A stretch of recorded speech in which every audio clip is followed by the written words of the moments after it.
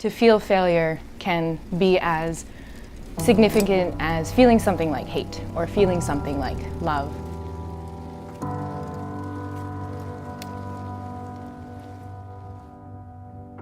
You know, it's that idea of I knew better and yet I still chose and it didn't go to plan. Failure and strength, failure and vulnerability, these are concepts that are intrinsically linked, and in those moments where you do feel like you've failed at something, the next moment is, what am I going to do with that information and how can I be better? There's no one silver bullet that's going to say, this is the thing that's going to make you fail, unless of course you just refuse to take in information and learn from it. All of the other aspects to running a business, people, scaling, sales, product, there's ways of thinking about those from a more strategic level, from a tactical level, but if you're not willing to change for the better, then you are going to fail.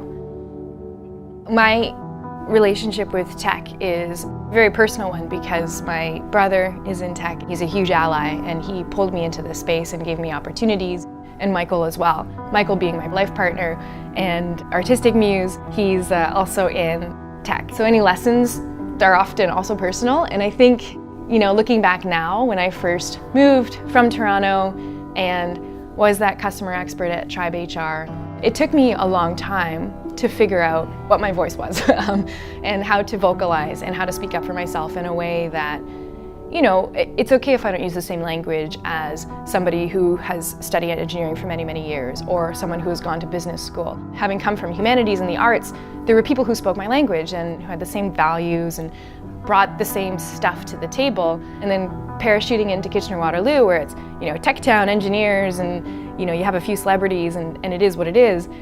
It was a very different experience. I would have feedback from the customer and it was burning feedback and I needed to elevate it. And I just have these specific memories of sitting across the table from one of our lead engineers and literally just staring at each other, not recognizing what the other one is saying. Talking, he's saying something, I'm saying something, we're talking about the same thing, and yet being on just absolutely different planes. It happens so frequently at all different times because it's customer support that I would just get so upset and I'd, you know, come home, I'd be like, I'm going crazy, and I'd be crying because of the conflict and not being able to get on the same page. Certainly I could have saved myself some grief there, but at the end of the day, I am where I am because of it, so I can't in any way complain it or wish I could take it back. I had this wonderful opportunity to leave and pursue creative writing, and if not now, then when, was really the track that was going on in my head on repeat, because you can't ever really count on getting those chances to do something crazy like quit and focus on writing for a couple years. So decided to do that with arms wide open and learned a ton in that other iteration. I think my first real project as an adult was Social Girl, and I sent it to a bunch of different agents at the same time, and I got 3 requests for it. One of them gets back to me really, really fast. Amazing, of course I'm gonna get published. I told her I'd love to work with her, but I had these other agents who were interested, and it made the most sense to optimize my outcome based on everything I'd learned in tech startup land to date. Anyway, she never got back to me. To this day, crickets. I absolutely burned that bridge. And this is one of those moments where I learn not all industries are the same. What got me to join Kite, Oracle came in and bought NetSuite, and they freed up Joseph, my co-founder, my brother, to go back to this idea of how do we as technologists build technology to help make employees' lives better, and ultimately that's increase autonomy, increase transparency, that's give them tools to be able to do hard jobs. We focus on empathy a lot in our workplace, and that's helped give people the language to speak not just their minds, but also their feelings in a way that is open and transparent and vulnerable, without hubris, without ego, without those aspects that can sometimes cloud the conversation and turn it in a direction that you don't necessarily expect it to go. You need both listening as well as communication to be able to help create that culture where people feel comfortable discussing their failures. And, you know, because it is an emotion, because it is a feeling, that can take a while and it can be quite an investment of energy, but it's worth it. I think it's also important for companies to decouple the idea of failing and making mistakes, because we make mistakes every day. It's just living. We're human, and, you know, we don't have these perfect linear lives.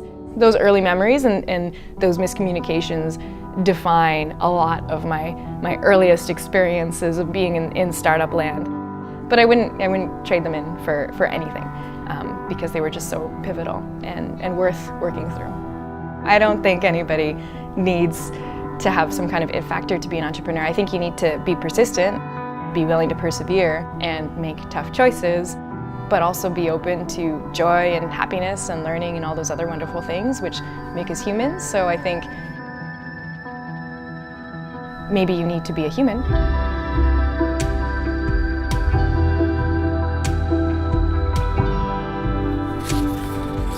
In the ultimate race against time, Vol must carry them thousands of miles around the world and confront his inner demons along the way, or forever fail the woman he loves.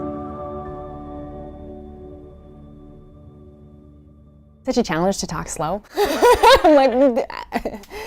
Or be deliberate about it.